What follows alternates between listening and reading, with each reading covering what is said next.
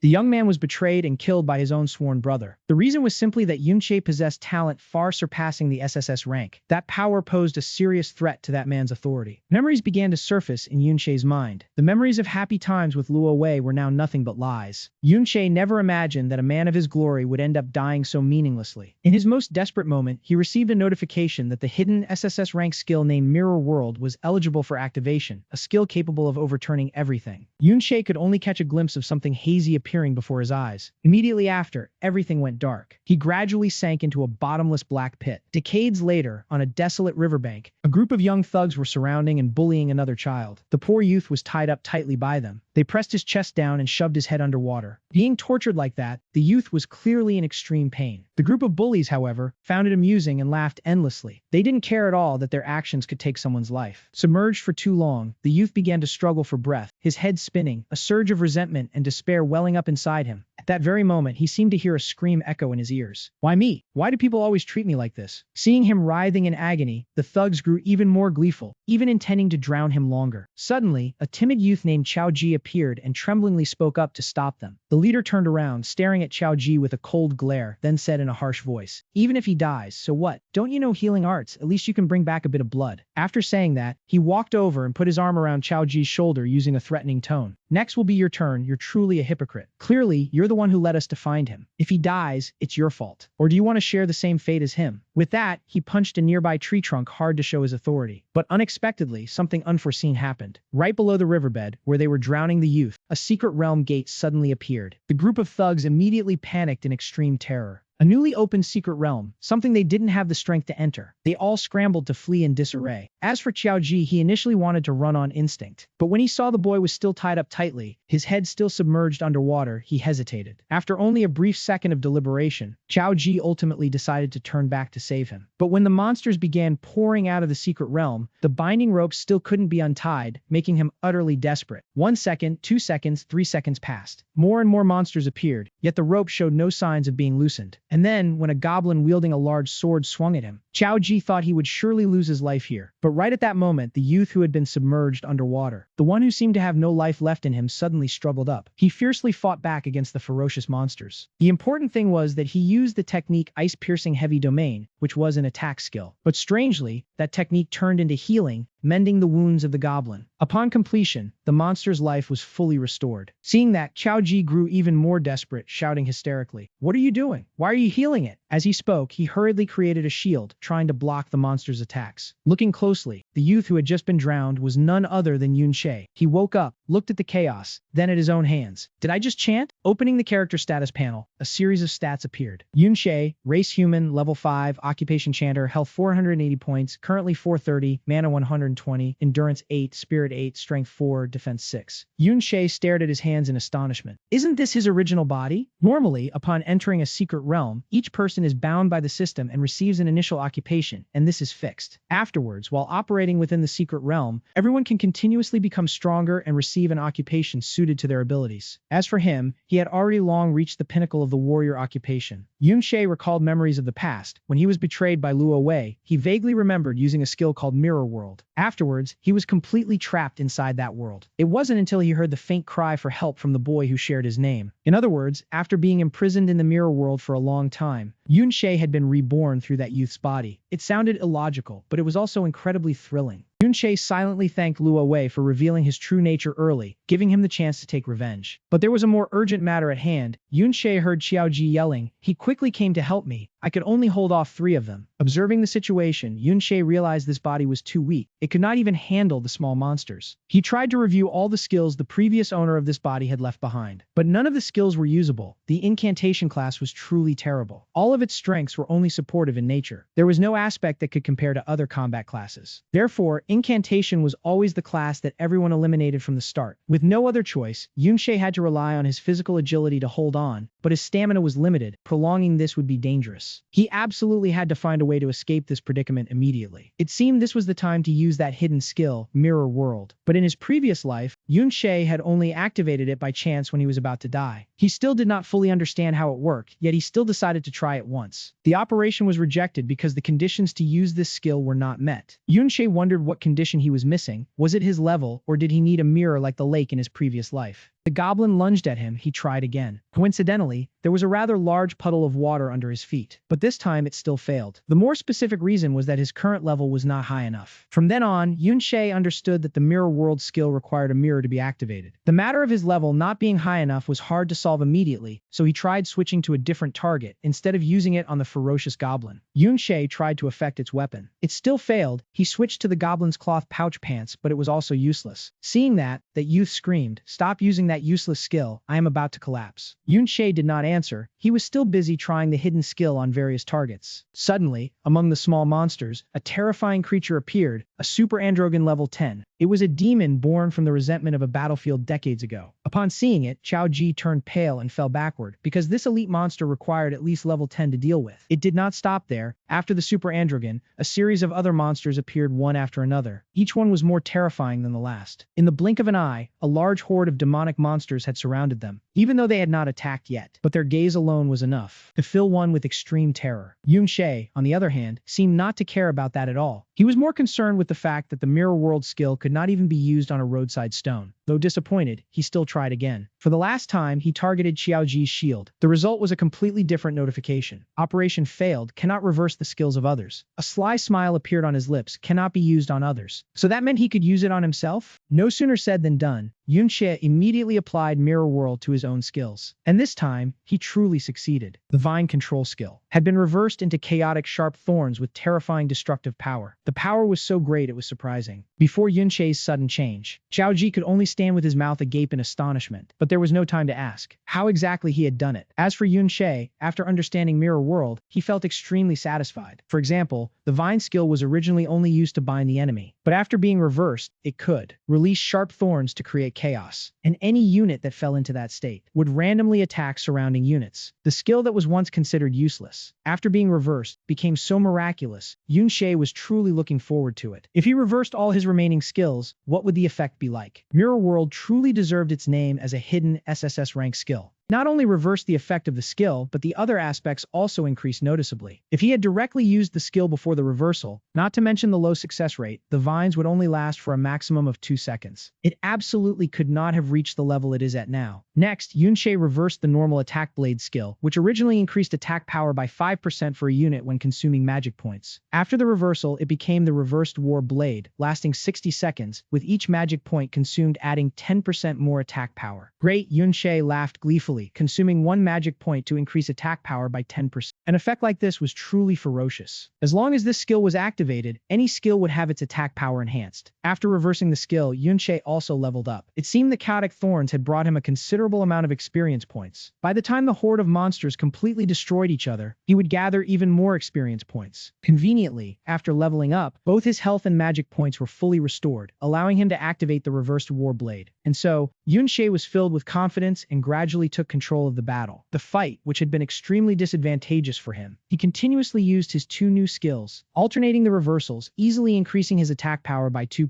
times. This skill far surpassed the normal rules, allowing him to completely dominate the monsters. Monsters kept emerging from the secret gate, much to Xiao Ji's surprise. He was truly panicked, wondering if the person before him was really Yunche, because how could a mere level 5 incanter have such terrifying strength, and the 2 skills he alternated between had never appeared on any other incanter. As for Yunche, he was still fully focused on the battle. With his level 6 attributes, he recovered 120 magic points per second. His normal attack power could reach up to 2-3 times. With that kind of power, he could even barely handle a level 11 elite monster. However, just as Yunche thought of this from the opposite side, it presented him with another frightening secret. It was a war chimera, a great demon born from the resentment of a battlefield decades ago. The most important thing was that it was a level 21 monster. It completely overshadowed the small fries Yunche had been facing all this time. Xiao Ji was so scared he couldn't speak. Yunche never imagined that a secret realm would contain a level 21 hidden boss. If it was a war chimera, then it would be a bit tricky. But it was only tricky, not impossible. As the monster charged forward, Yunche calmly cast chaotic thorns on it. Unfortunately, this opponent was a status immune unit. The chaos failed, and so did Yunche's plan. With the monster's momentum, in just a split second, Yunshe would be hit by its claws. Because he never expected the war chimera to be immune to chaos, he hadn't considered a retreat path at all. In the tense moment, Xiao Ji rushed out without regard for danger, opening a protective shield for him. The sight at that moment made Yunshe feel as if he had traveled back to his past life. Back then, someone had also rushed out without regard for danger to open a shield for him, constantly nagging that he was a disobedient child for daring to charge ahead despite the danger. Yunshe's eyes widened, but the distant memories were quickly shattered by the present. Because Xiao Ji was no match for that level 21 monster. He was struck by the war chimera and sent flying backward. Yunshe rushed to Xiao Ji's side. His life was now only at 4 points. As he was on the brink of death, Yunshe used the basic healing spell. This was the incanter's base skill to increase health, and when activated, the magic points consumed also benefited from the reversed war blade effect. However, the incanter's healing skill was truly useless. It took so much time just to raise the total health by a little. Xiao Ji's health went up to 25 points. It temporarily saved him from death's door, but he couldn't recover fully. "Do you have any life potions?" Yunshe asked. There was a bottle of medicine at the bottom of the sea. Xiao Ji agreed.